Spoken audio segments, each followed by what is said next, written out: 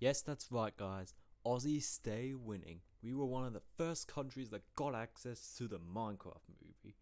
And before I talk about the actual movie, I want to talk about my thoughts throughout the many trailers and teasers before this movie released. The first trailer was. It looked bad. I said I wasn't going to watch this. A few of my friends said they weren't going to watch this. I made 2 meme videos on it. And I thought that would be the end. I thought I would just watch it when it comes out on streaming one day, if I felt like it. It looked like just an awful bastardization of the game that all of us love. But then, as more and more trailers and teasers came out, I started to get hyped. The movie just seemed like the movie seemed like it just did not care about being bad, and it just wanted to bring us all a good time. And yeah, even Jack Black himself said before the movie came out, he wanted a movie just to vibe to in such a dark time. And as you'll see soon, I think this movie gave us just that. All of the memes from these trailers truly elevated this, and it seems like my outlook is one that a lot of other people share. Finally, I wanted to talk about the atmosphere of the theater I was in. I'm writing the script at 8 p.m., 4 hours after the movie screened on my end, and because it was the last day of the school term, it seemed almost everyone from one of the high schools nearby was there. I think I saw like one family of 3 out of like 400. Otherwise, it was just all friend groups from many different high schools. And having hundreds of high schoolers in the theater shouting, "I am Steve" and "Flint and Steel" was just so hilarious. It's as hilarious as you would imagine. And each line would just be followed by applause and cheer that I love it. We had such a great time. And yeah, I would recommend checking it out with friends for the absolute best experience. Now, enough with the app. It's time to talk about my non-spoiler thoughts about the movie. And don't worry, I'll let you know when we get to spoilers. Oh my god, this movie appeals to Minecraft fans and then some. The animation in general was something that got criticized ever since the first trailer. I thought it didn't look that bad, but yeah, I guess it was that pink sheep thing that we don't talk about. But yeah, in the movie, the humans in the Minecraft world actually look great and blended in pretty well. Even the entire aesthetic was always something I liked, like I said. I loved the behind the scenes in multiple videos from Minecraft YouTubers where they got to see props from the movie, like Grian seeing the cube thing into the box thing. I'll go into more in depth on it later. But yeah, the life size it looks so cool. Oh my god, look. Yeah, and now I gotta give credit to the absolutely amazing voice acting. Feels like everyone just loved making this movie. And yeah, people have criticized Jack Black's depiction of Steve for not being Steve. And I don't get that. I get Steve is a character, but he doesn't have a personality. From your perspective, Steve should have been a blocky figure that just didn't talk at all. I mean, to be fair, the movie would have looked cooler if it was animated, but that's beside the point. And just throwing a blue shirt on Jack Black and calling him Steve was something I hated in the first trailers, but something I grew to like because, like I said, this is a simple and dumb fun movie. This is definitely not for critics.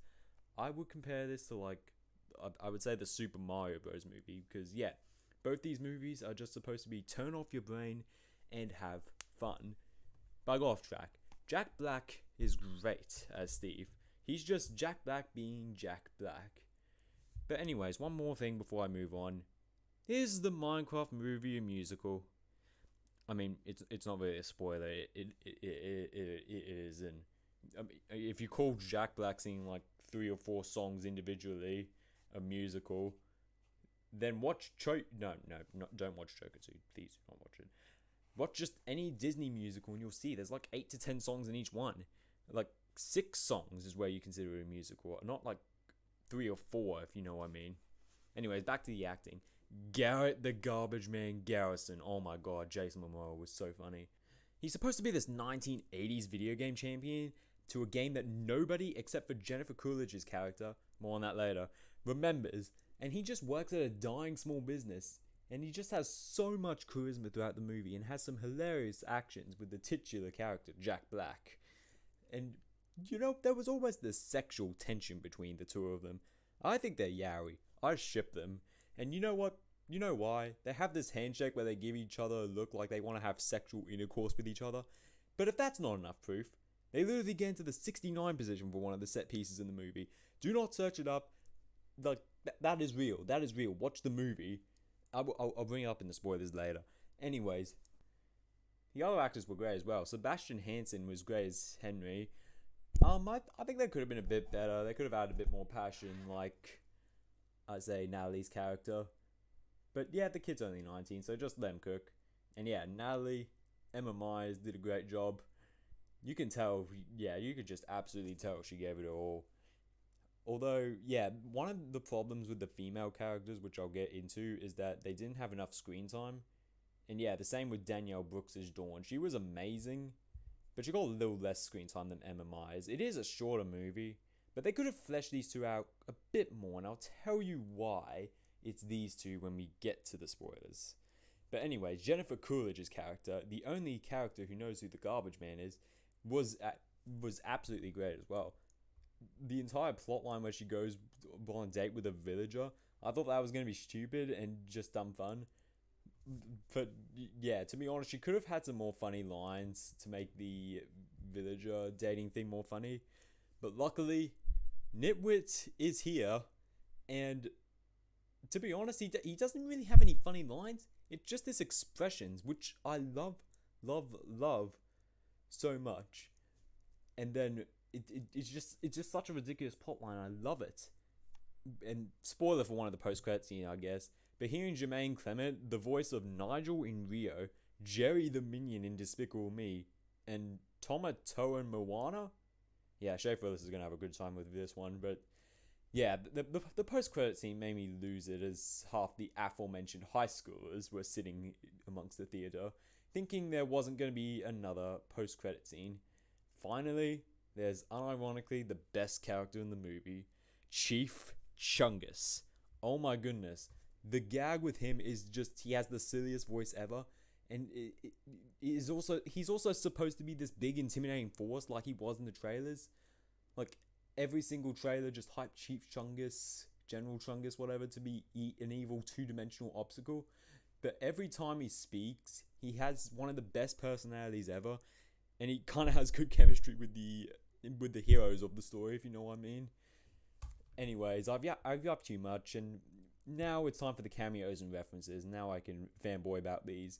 I noticed Dan TDM, LD Shy Lady, and Mumbo Jumbo in the background. You can't fool me, movie. Except with Valkyrie and Afmao, because yeah, apparently they were in the movie. Sorry, not sorry. Anyways, nice way to incorporate Minecraft YouTubers into this. I think it's real proof that this is just one massive group project, if you know what I mean. And oh my god, the Technoblade reference made me scream. Hearing Jack Black just call the Technoblade pig a legend might have made me wince a bit. Maybe just a little bit. Rest in peace, King. Anyways, they reference the cartographer villagers giving the maps. They reference the Ender Pearl. They reference that one block jump for the chicken from Parkour Warriors. Okay, I stole that joke. That was one of the trailers. One of the trailers show that. They play Pigstep during the villain's backstory. I'm surprised they didn't incorporate more music discs, if we're going to be honest. There's this one scene where Jack Black and Jason Momoa have to make a distraction. I'll get more into that in spoilers. But yeah, they get these like blocky saxophones and mushroom hats. It's kind of ridiculous. But yeah, they play a unique song. And yeah, my friend pointed out that they could have just incorporated just like Melahai or Cat into this as a neat nod to C418. And of course, C418 still has tracks in the movie.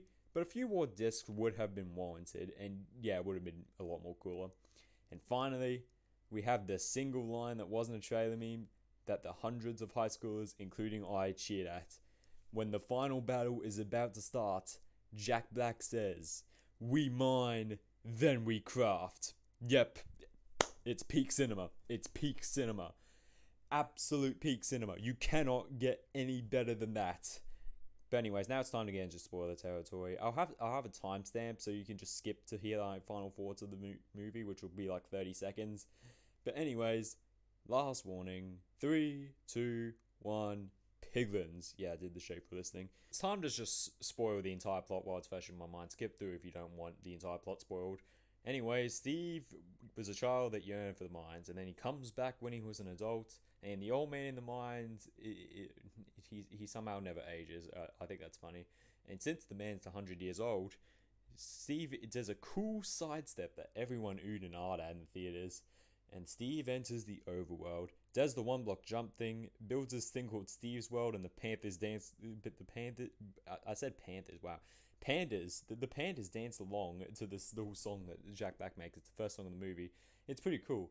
But then he stumbles across the Nether, the aforementioned Nether, and trades with the glowy blue cube. He has the blue cube. He trades that over to the piglins, so he doesn't die. He and his cute dog Dennis don't die, and yeah, they stay imprisoned in the Nether so they don't die. But luckily, Dennis escapes, gets the cube back to the real world, and yep, thus it sets up the story.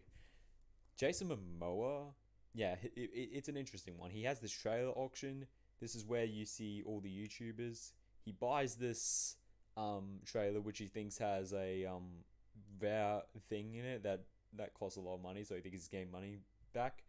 But he gets scammed, and yeah, he has this whole plot where he doesn't want to live alone, but yeah, that doesn't really get built on outside of the Yowie plot between Jack Black and Jason Momoa that never gets brought up. I mean, yeah, clearly they're Yowie. But anyway, I'll give the movie this. It has character arcs within it, unlike the Mario movie where it's just non-stop action for 90 minutes straight. Anyways, now it's time for the kid. Henry is a smart science kid who wants to be creative at the school. Hey, that's the message. I rarely bring that up. It's not really that big of a thing. And Natalie tries to get a job at this place called Shaggy's. Yeah, literally Shaggy from Scooby-Doo. But then Henry makes a jetpack, gets sabotaged by presumably his bullies, and then he commits there's no other word for it. He commits September 11 on the Shaggy's place, killing the Shaggy statue, Rip Bozo. Anyways, the cube is in the trailer thing. Henry stumbles upon Jason Momoa's shop, finds the cube thing, puts it in. It guides him to the portal. Dawn and Natalie Dawn's in it, by the way. Yeah, Dawn doesn't really get much. I'll get back to that later. But yeah, Dawn and Natalie on the GPS see that Henry's in the mines, and then yep, they go through the portal into the overworld. They get all introduced. It goes to night. Yeah, it's a very swift start. And yeah, I appreciate that, especially for such a short movie. Like 100 minutes is pretty short at this point. But yeah, and now Jack Black's already said 3 of the trailer memes, and yeah, I was on the edge of my seat the whole time waiting for another one to appear. And trust me, we'll get a lot soon. Jason Momoa talks to the pink sheep as well. I'll talk more about the villain later, but for some reason they let Jack Black Steve out to search for the cube for the Piglet army. Like, why couldn't the Piglet just drink the Netherwart potions and just quickly snag the blue cube and then have the Darkening begin? I mean, we'll get to that later. It comes out of nowhere, sort of. But yeah, as a result, Steve finds them in tower, and he says his iconic catchphrase, "I am Steve." I know, peak cinema. But yeah, let's just backpedal and talk about the action for a bit, because there's this action scene before it that's really great. I think it falls just short of the Mario movie, as that movie had more appealing visuals, despite how good this movie's visuals are. But yeah, the scene where they fight all these mobs is very well done. At one point, Jason Momoa is pinned to like the wall of the tower that Steve says the funny line in. A bunch of zombies are just hoarding him, and then Henry breaks some blocks, drags him in. It looks safe, but then the skeletons all have flame bows, by the way, which is kind of weird. But the skeleton shoots the creeper, blows out the tower, and lets more mobs in. It's a nice little nod to the fact that hostile mobs can kill other hostile mobs. And yeah, they even did it when a skeleton brutally murdered a jockey before. No, not that jockey, a spider jockey. Yep, get it right. Anyways, yeah, the action doesn't stop there. I'll probably just talk about the rest of the action scenes now. The piglins raid the village, and that's very well choreographed. And then it ends that part with the iconic line of from Minecraft Steve. And then Garrett and Steve do the aforementioned 69 position in the next scene. Basically, they use their elytra wingsuits to get away from these gas. And then they have to squeeze into this one hole, but there's also one elytra between the two of them. So yes, they do get into that formation. They do soar right through it. No questions asked. And yeah, on the other side of that, Henry, who also has an elytral wingsuit, took another path and uses firework rockets to escape from them, which is a nice little nod. Anyways, yeah, another one is where they've used minecarts into Steve's creeper farm. There's no cats. For some reason, there's doors that open up so the creepers can escape. I don't think the developers for this movie knew what a creeper farm was, but we don't care. We don't care. We don't care. This is a dumb and fun movie, like I said. Anyways, after that, it's the chase with the Vindicators that ends rather quickly. Um, then they get chased onto this like bridge, and the piglins blow up the bridge, and Jason Momoa dies heroically. Except not actually, because everyone's seen a movie before. We'll get back to that soon. Of course, he comes back. Like that's not even a spoiler if you know that he just gets blown up. And yeah, I'll get back to the final later. The final battle. I messed up the word. I'll get back to the final battle later. Don't worry. But anyways, back to the plot. Steve says they're the villagers, and crushing both lines. And that clip from the Minecraft Live clip. This is also where the Technoblade reference shows up, so look out for that. And then they get to the stash, and meme overload. This is a crafting table. Ender Pearl, Kadoosh, and Diamond Armor. Full sets in the span of like 60 seconds. Oh my god, it's so quick fire. And yep, the entire theater went crazy for every single one, like the dumb high schoolers we are. Anyways, Jason Momoa begins his quote-unquote arc where he's followed by Steve because he just wants diamonds to get rich and then just make the store good. Like, he already had the arc where you didn't want to be alone, which already doesn't get built on, so now he has two arcs. But yeah, he tries to blackmail Steve to take them to the diamond mine, so he'll get the diamonds, and he'll give him the cube back, so he can try to save the world. Oh yeah, that thing. The Jack Black wants to give the piglins the cube back, but I'm not sure if there's something I missed. But if he gives the cube back, then that's just certain doom. We find out later. Like words. You know, I don't get that. It feels a bit weird. But anyways, yeah, I should probably talk about the villain now. They're just fine. They're more of a two-dimensional villain. The backstory is just they lose all sense of creativity because they got laughed off stage after dancing the pig step. Let's go. Yeah, it didn't really need a Thanos-like villain in this movie, but the villain could have been fleshed out a bit more. They do this hilarious bit at the end, which almost made me want to take back those comments, though. We'll get to that soon. But yeah, after the village gets pillaged, then the Elytras do their... Wait, how do they have the Elytra? They haven't been... Okay, sorry, this is supposed to be a fun movie. Anyways, my 10 years of Minecraft experience apologizes very dearly for that. But yeah, the antics of this separate our characters into two groups, the boys and the girls. And yep, as you can probably tell what I alluded to before, the boys get a lot of screen time and are just about in all the antics. The boys are there flying on Elytras, escaping gas in such a cool chase scene. Natalie and Dawn are trying to craft a boat, but the villager laughing did make me chuckle. There was like a villager laughing at them in a boat, but yeah, they were just struggling. And then the boys were in the mines, the diamond mines that Steve yearned for, and the girls are just killing mobs in the night while trying to find them. Yep, do you see what I mean? The girls don't really have anything to do in between the piglin pillaging scene and the final battle, so it's kind of weird. I'll talk about that now. I'll talk about the scene where they talk to each other now. But yeah, like I said, Emma Myers as Natalie brings a lot of emotion to her character. And yeah, her entire thing is that she just wants Harry to be safe. It's not that big, but hey, it's some sort of arc, unlike the Mario Bros movie, cough cough. But yeah, to be honest, after such a lighthearted movie, it does seem a bit jarring that the backstory for Henry and Natalie is that their parents are both dead. Like, that seems a bit weird. But yeah, like I said, no backstory is better than no backstory. One backstory is better than no backstory for characters. Cough cough. Mario movie. Cough cough cough cough cough cough cough. Oh yeah, General Chungus also gets killed. Spoilers. Sorry. We all screamed no. I was very sad. It's the saddest moment in anime history. I mean, Minecraft movie history. This is the only Minecraft movie where it was the saddest moment in the movie. But anyways, we get to the scene where the boys pillage the Pillager's mansion, the Woodland Mansion, yes. They changed the structure of the look of the Woodland Mansion. The structure now has like Vindicators on the bottom floor, Evokers on the second, and Enderman on the third. I do like them giving a bit of a structural change to it, if you know what I mean. Because it makes it easier for the viewers to follow. But yeah, it's a bit weird how they threw Enderman in. And I do like the aesthetic of the Woodland Mansion. It makes it look like the hotel from the Shining. Like, yeah, that's cool, especially when Henry's trying to walk through the hallways trying to escape Vindicators. It makes it look like a sort of horror movie. But anyways, Jason Momoa and Jack Black's attempted diversion fails, and Harry tries to grab the box. But then Garrett and Steve get caught, they get put in the boxing ring, and... Yeah, no, that's the loudest I've ever heard a theater again in my life, bar none. But after that, Jason Momoa gets beaten to a pulp. Jack Black beats the living hell of a child, which was also very fun. We love seeing child murder.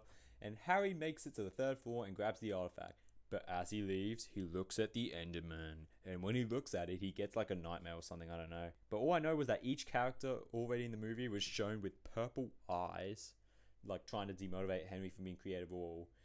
But all of them, except for Steve, who had wide eyes. That's right. Hero Brian was in the movie the whole time. Go back to the creativity lesson. It's good on paper, but it's not really brought up much in the short run time, so it doesn't really need that much fanfare. But anyways, Henry kills the Enderman. They escape. The piglins blow up the bridge. Jason Momoa fake out dies. We've already gone to the final fight. Like I said, a very short movie. It's pretty good pacing for the most part, but then... yeah, it would have helped a bit more if you gave, like, Dawn a backstory. Like, you need some more time with the girls. The final fight feels like it gets through a bit too quickly. I feel like just one of those scenes would have helped with the pacing a little bit more.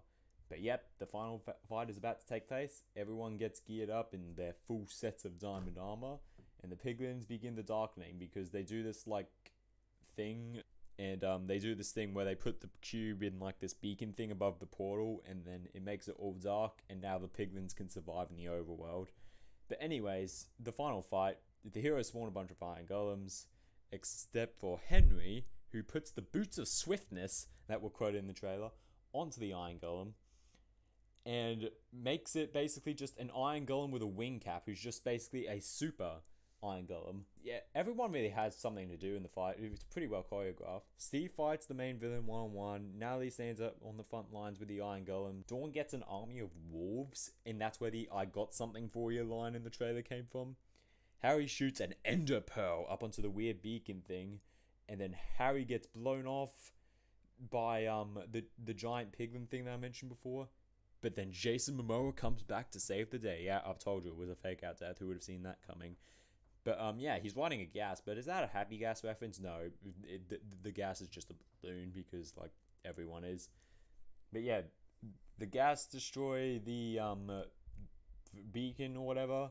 All the piglins zombify because it's the overworld. Steve and the villain have this hilarious final moment that I was alluding to earlier, where the villain keeps telling Steve to come closer to tell him something, only to have their attempts to put the knife into Jack Black's belly full foil just 3 times in a row. Yeah, no, the villain had nothing they could do. Then that was actually a really funny moment. I liked that. But anyways, the day is saved. Jason Momoa and Jack Black do the man shake thing again. The entire theater was chanting for them to kiss, which unfortunately they didn't do. Never mind, that's the saddest moment in the movie.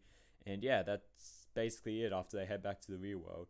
If you hated just being spoiled the entire plot, too bad. You should have taken my warning. But yeah, the plot, while it's rushed at times, it still gives everything it needs to in such a short runtime.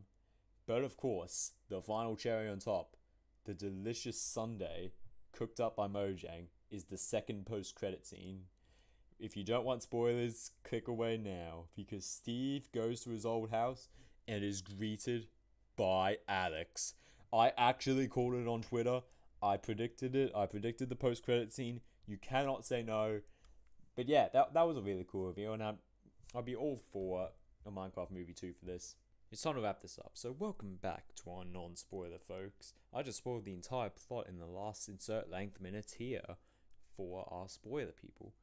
But now what do you want? What you want to hear? Sorry, it's 11:30 p.m. I gotta finish this. But what are my thoughts? What are my overall thoughts on the movie? Well, as a movie, it's mid at best. Lots of plot holes, a somewhat rushed screenplay, yeah, etc., etc. Like, there's a few very off-putting moments that just kind of drag it down in terms of movie quality. But from someone who's played the game for 10 years, for someone who's based their entire online personality off this game, for the game I cherish so much, it is the most fun movie I have watched in a long, long time.